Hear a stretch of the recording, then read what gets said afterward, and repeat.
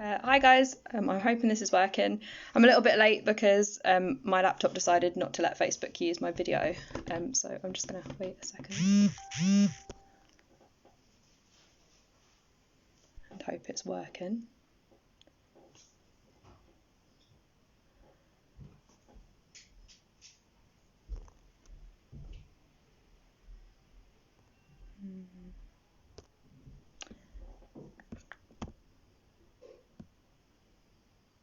Ah, cool. Hello, Alice. Okay, so I think it is working now. I'll just wait a few minutes.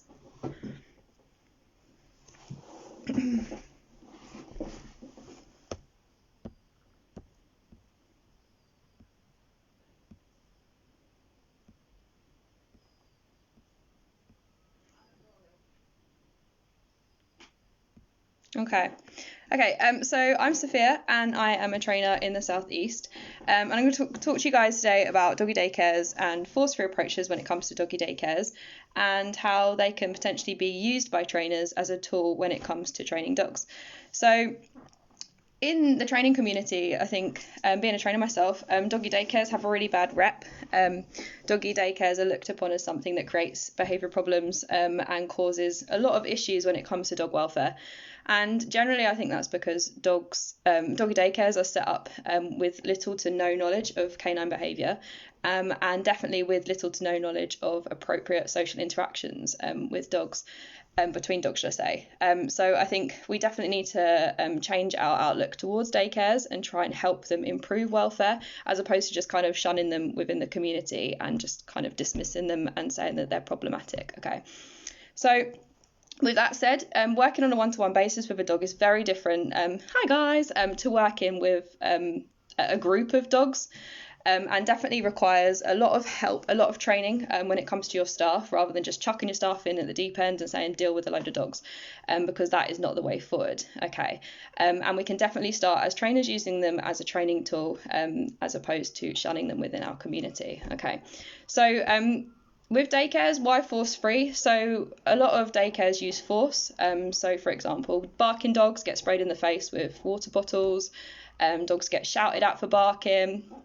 Dogs can get grabbed by the neck, and if we're using force in a daycare, it's generally not a great idea, because we just end up micromanaging all the time. So you get the barky dogs, you end up spraying them with water bottles to get them to be quiet, and no one likes to be micromanaged, do they? Like, I absolutely hate being micromanaged. It fuels anxiety. If I'm micromanaged, I get really stressed out.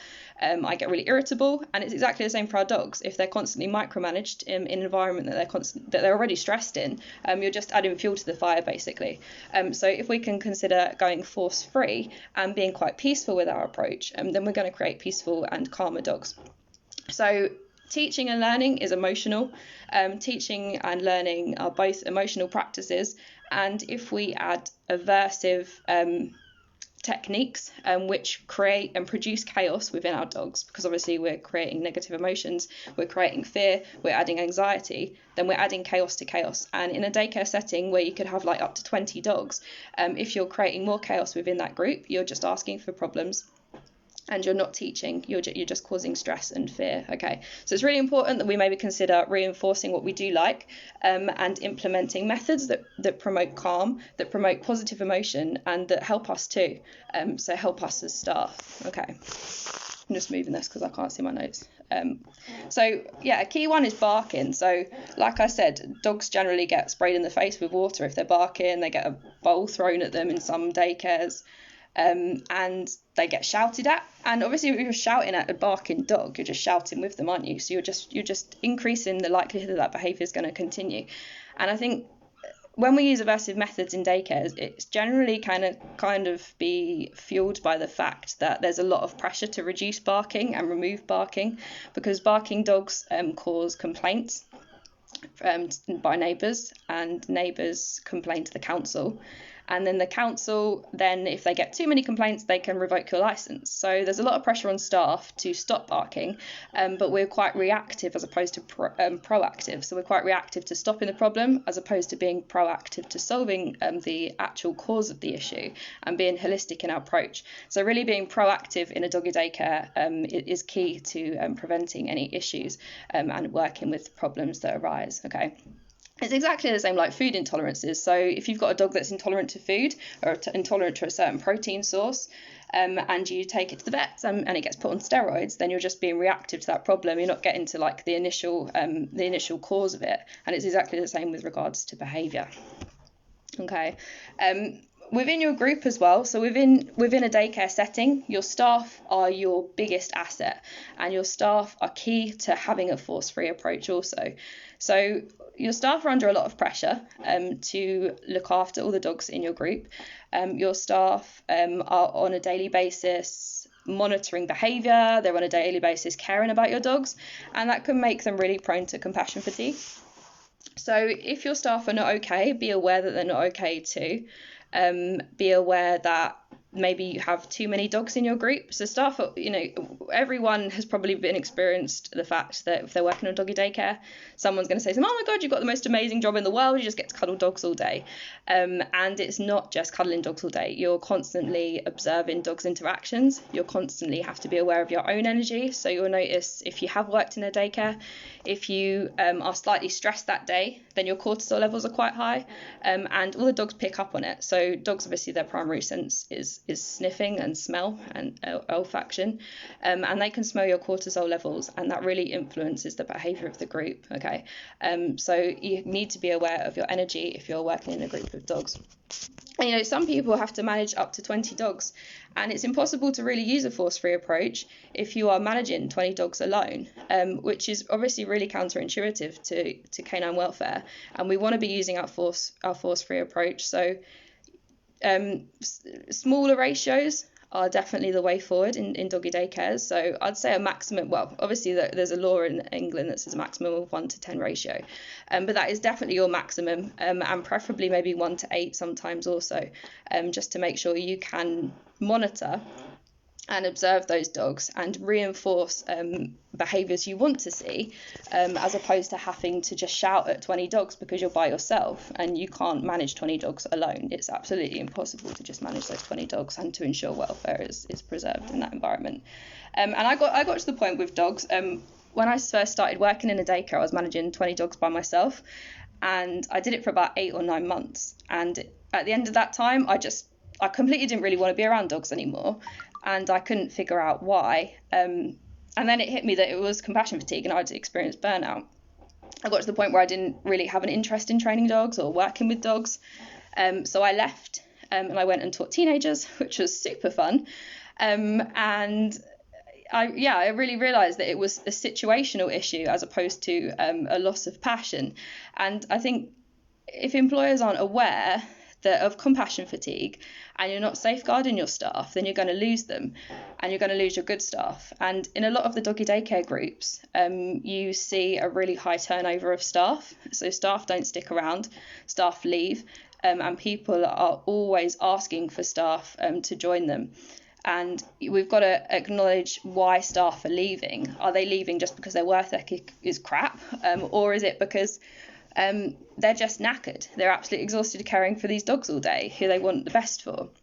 And if we can kind of acknowledge that that's why their attitude is changing. So is their attitude no longer positive, or do they have a low kind of tolerance for inappropriate behaviours when it comes to dogs? Are they arriving late? If we can acknowledge that maybe they're the reasons why, then we can help and our management can change, and we can really help the experience of our dogs too, because they're getting to work with people who have a good attitude.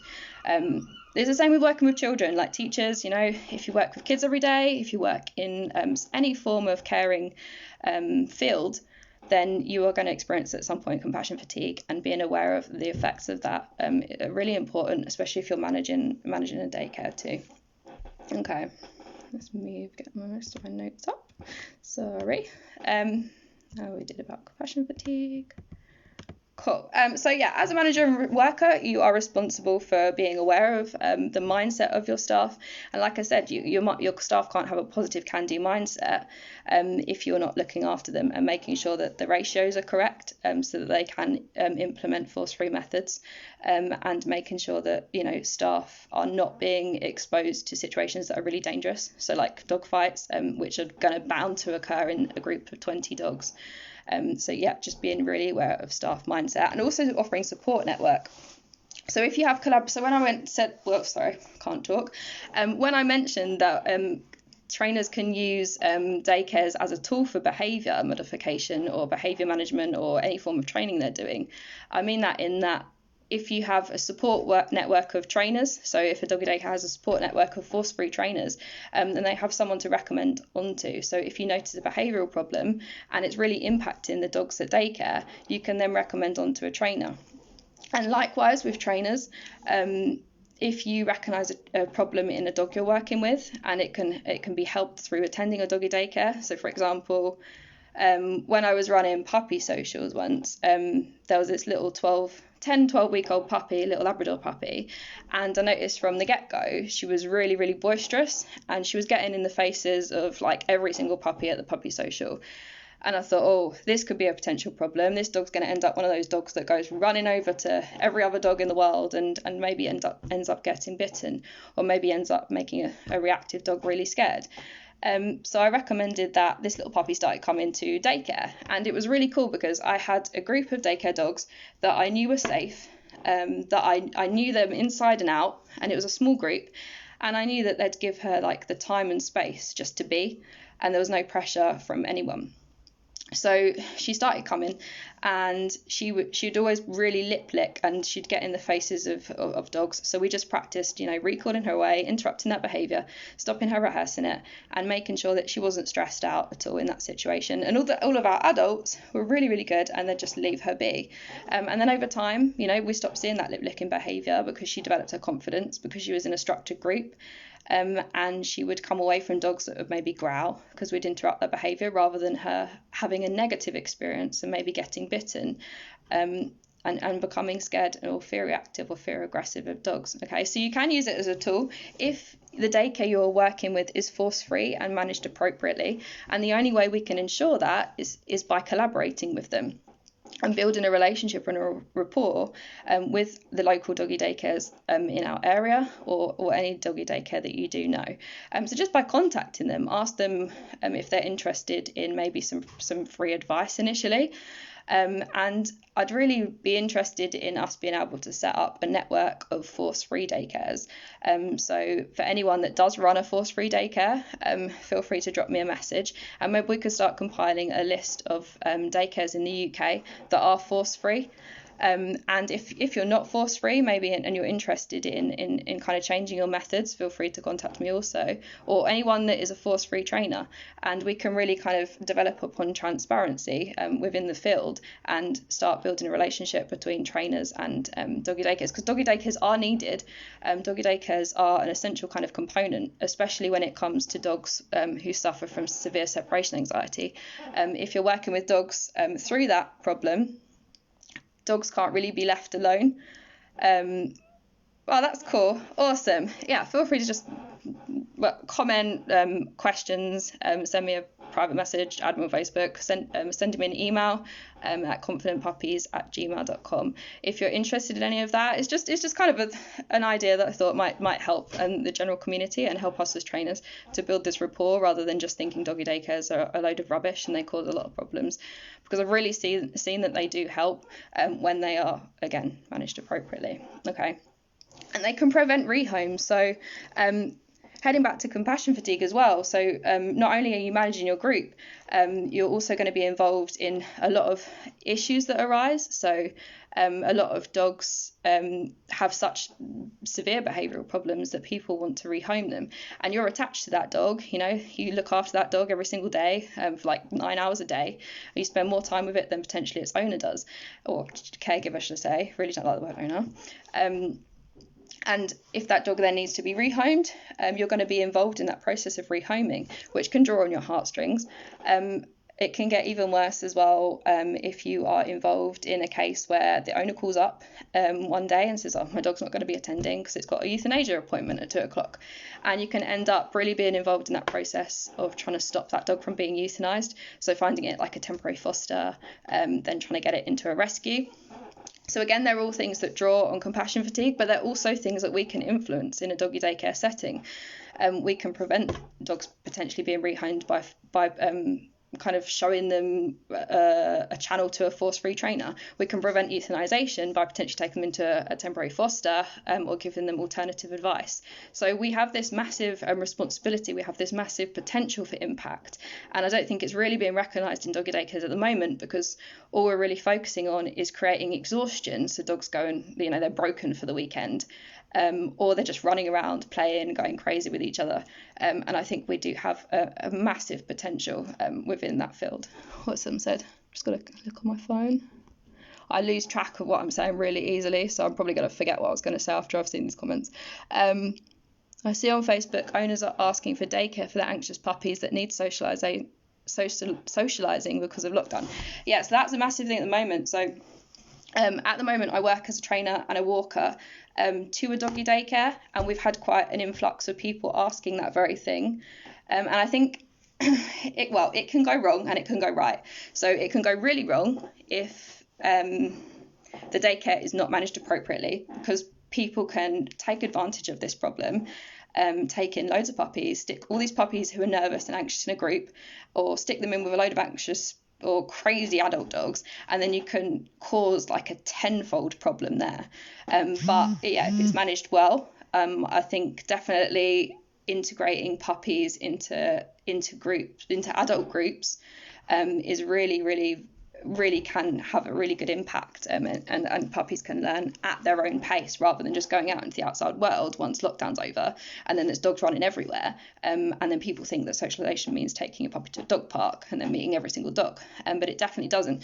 And funny enough, I say to all my puppy training clients that if I got a puppy any time in my life at the moment, I wouldn't introduce it to any dog that I didn't know, just because it's safeguarding that puppy. So I think, yeah, having a daycare that has adults that we do know in and out can really help with this problem of puppies not being socialised during lockdown, and it can really contribute to their ability to develop. And what is it saying? Hi Rachel. Heather, do you think that this will add to the stress of the puppy being flooded? Is that if puppies go to daycare, if they're put in daycare? I think if you're thinking about putting a puppy just into a daycare setting for the whole day, I think, yeah, that's really an appropriate way of doing it. But we're starting to offer puppy socialization sessions in the evenings, so that's after the daycare day is done. And people can bring their puppies just for like cool, yeah, awesome. Yeah, definitely. I think it can be really, really counterproductive if you stick a already nervous dog in a group away from its caregiver into a whole new surroundings with a whole new bunch of dogs.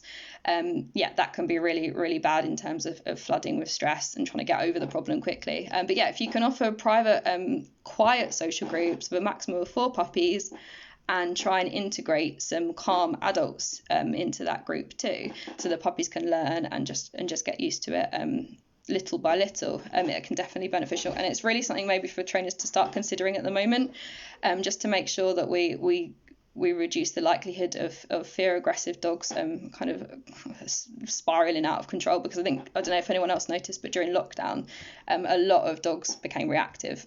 You see reactive dogs everywhere now, just I think because of that lack of interaction, that lack of safe interaction as well, because no one wants to go near each other, and dogs pick up on that. Cool. Right, so yeah, feel free to keep asking questions if you have any questions. I'm going to quickly try and figure out where I was in my brain before I answered a question, sorry. I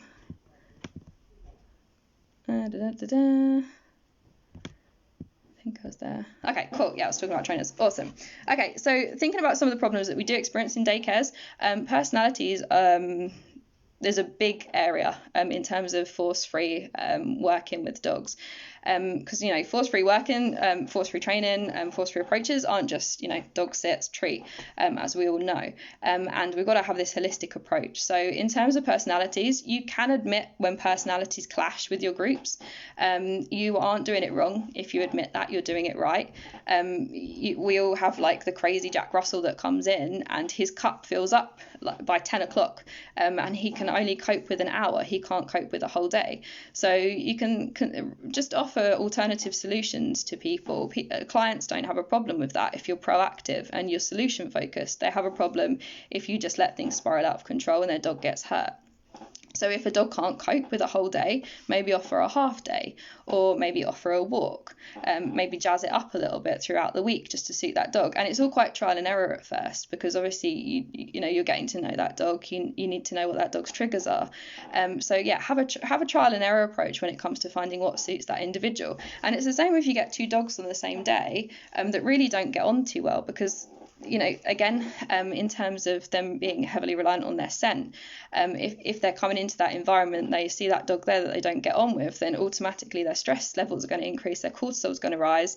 Every other dog in the group is going to smell that and understand that, and then it's going to just bounce around on everyone, and you'll notice that the whole group just goes into this mayhem.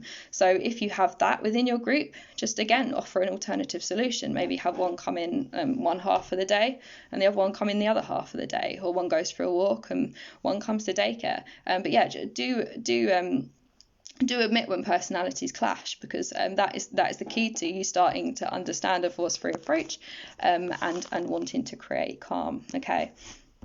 There's always a solution to everything when it comes to daycare, and there's no point in just putting 20 dogs who, well, the majority of dogs that come into daycare will always have some form of behaviour problem.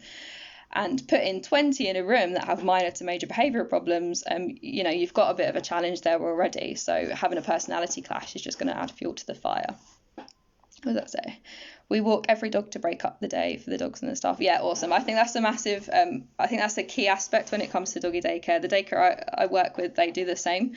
And it's lovely because I get to take them out and just do a little bit of training with them for like 40 minutes, or just let them sniff, and you really notice the difference in their stress levels, their baseline stress levels, and their ability to just be for a bit. And you see it come out of them as well. Like they drag you out the front door and you get out on a walk and suddenly their whole body just goes, oh, thank you, just a bit of peace. So that's awesome to hear you do that. I think more people need to do that too, because a lot of daycares can be quite they can just be a room, can't they? So there's little environmental enrichment, and it's quite hard to provide environmental enrichment to the extent that obviously the outside world can, and all the scents outside can really help reduce stress levels. So that's really cool to hear. Brilliant. And it can also prevent exhaustion. So like I said earlier, everyone just wants a knackered dog, and then you get the crazy Cocker Spaniel that comes in 4 to 5 days a week, and then at the weekend it can't move and it's broken. And I think our perception of an exhausted dog is not too great, because we always think they're happy. But I liken it to the fact that if your kid went to school one day and then they came home and they couldn't move, or they didn't want to socialise, they didn't want to eat, we'd think there was a big problem. So it's the same with our dogs. So I think daycares need to reconsider their perception of exhaustion, and also consider whether they maybe need to educate the caregivers of the dogs, to say, if you're seeing a really exhausted dog, then it's not a good thing, and maybe let us know, because then maybe we can implement different strategies, like maybe take those dogs out for extra walks, and maybe give that dog a day off during the week. Maybe don't let it come to daycare, and explain why. Because if dogs are in a constant heightened level of stress, then that has an impact upon their immunity, so it suppresses immune function. It can cause behavioural issues. Okay, so it can all spiral out of control if you have a dog that is constantly exhausted.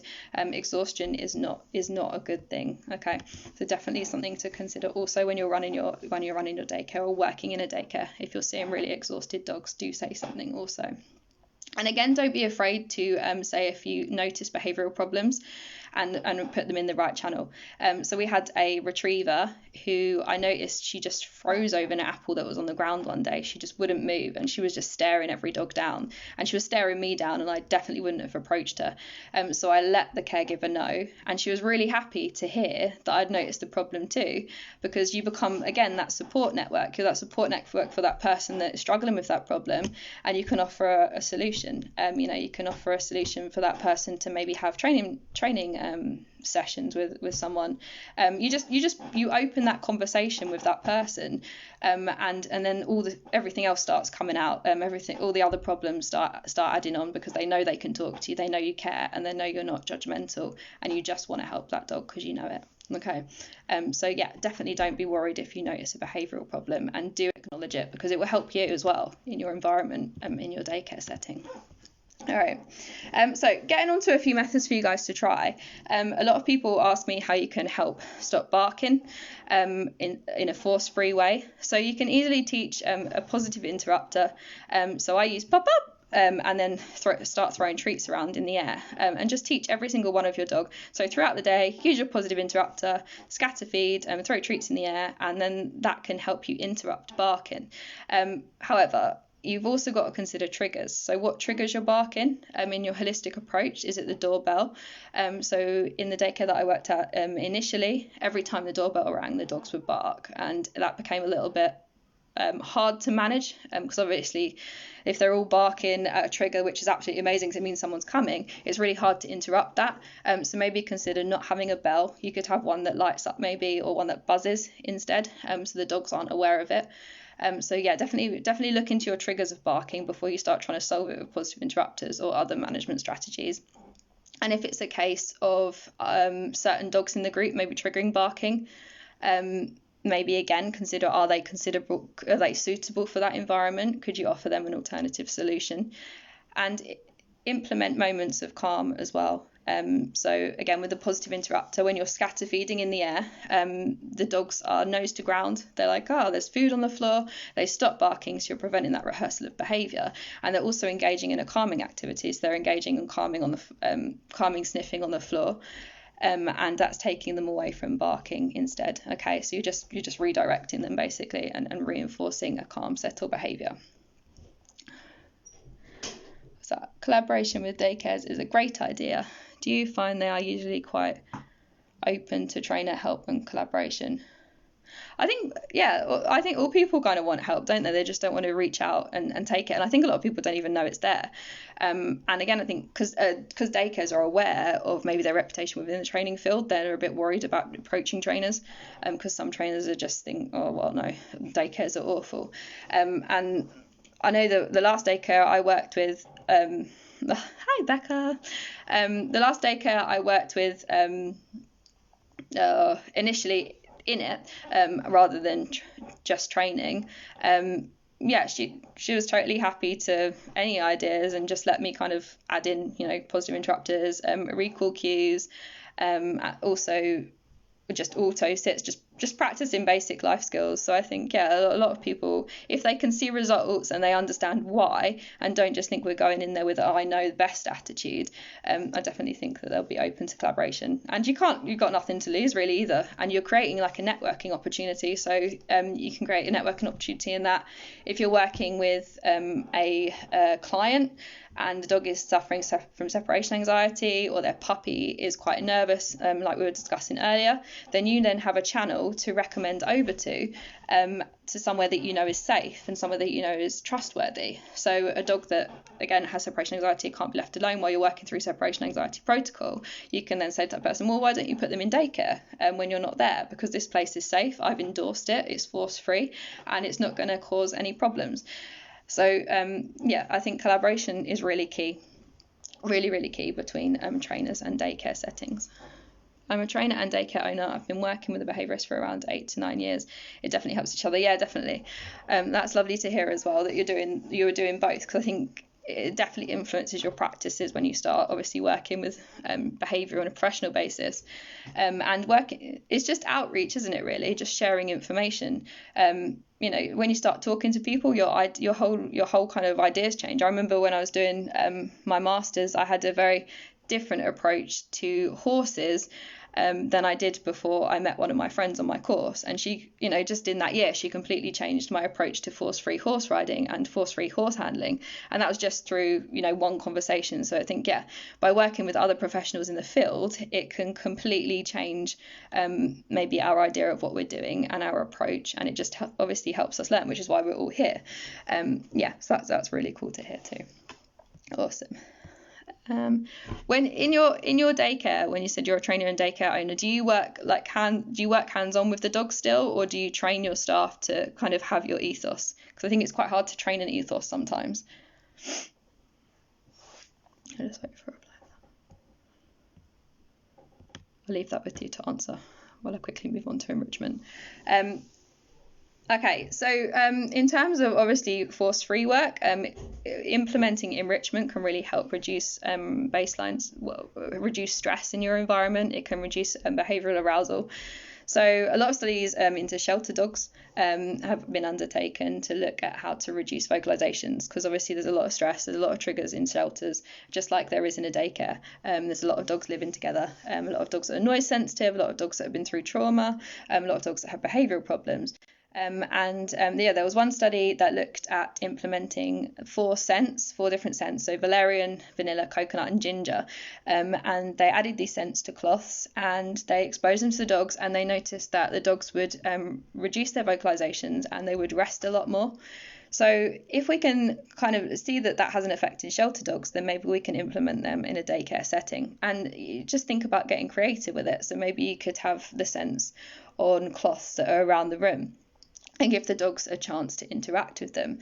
And just research into the field, and I'm happy to send over references or help you find information. And again, it's just trial and error. So if you expose the dogs to scents, it's not necessarily going to just get a dog to lay down if you're not having a holistic approach. So if the scent is going to relax them, do they then have a place to relax?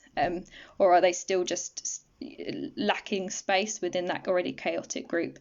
So you can't, when you're adding something, also consider adding other things and targeting other areas rather than just one. In terms of auditory enrichment also, lots of research has gone into looking at how auditory enrichment can reduce stress levels too. So there were studies that showed that reggae music and soft rock can increase the amount of time that dogs spend resting and standing still. Just think about sensory input too. So the dogs are processing loads of sensory input when it comes to doggy daycares, noise, energy, everything. So if you can impact upon that sensory input in a positive way, then again we can reduce stress levels and reduce the likelihood of behavioural problems from arising, and reduce the likelihood of barking, which is generally related to stress and boredom. I work with Diane and can vouch for working with the force-free ethos. Awesome. I train my staff but still work on the floor if possible. Cool. Brilliant.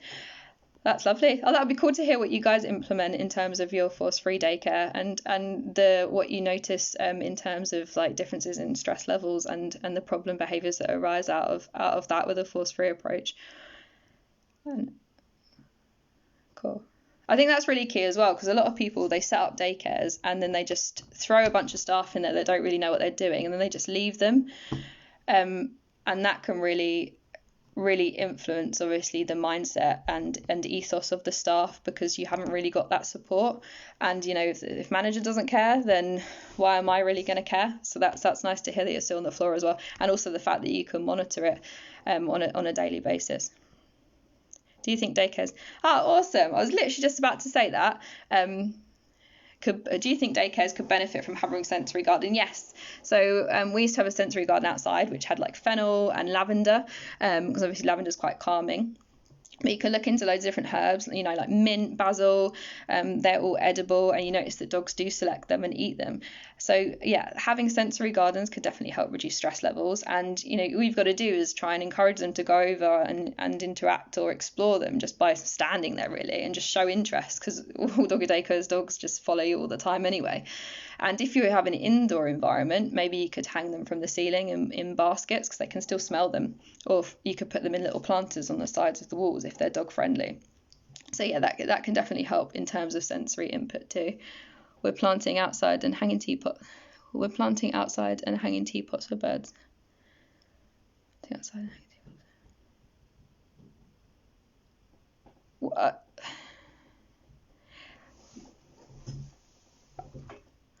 I'm confused, Susie.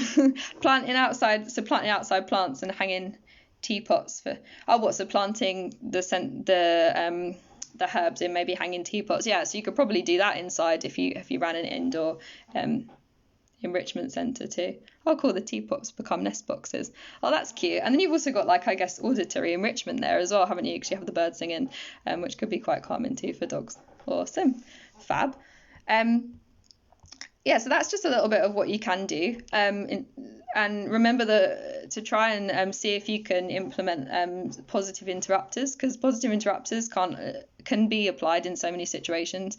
They can be applied when it comes to barking. They can be applied when it comes to interrupting a potentially negative interaction. So if you've got two dogs who are quite stern in their posture and it looks like they're about to have a scrap, use your positive interrupter, throw food everywhere, and then you can completely interrupt that without having to get involved. Because as soon as you start grabbing collars, you're creating a really intense interaction, and you can potentially cause a scrap when there wouldn't have been a scrap in the first place. And collar grabbing, again, isn't force free. I had a situation with my boss's dog and my dog, and they were absolutely fine together. But there was this one instance where I think I had to grab them because something was happening, and I grabbed both of them by the collar, and they just attacked each other.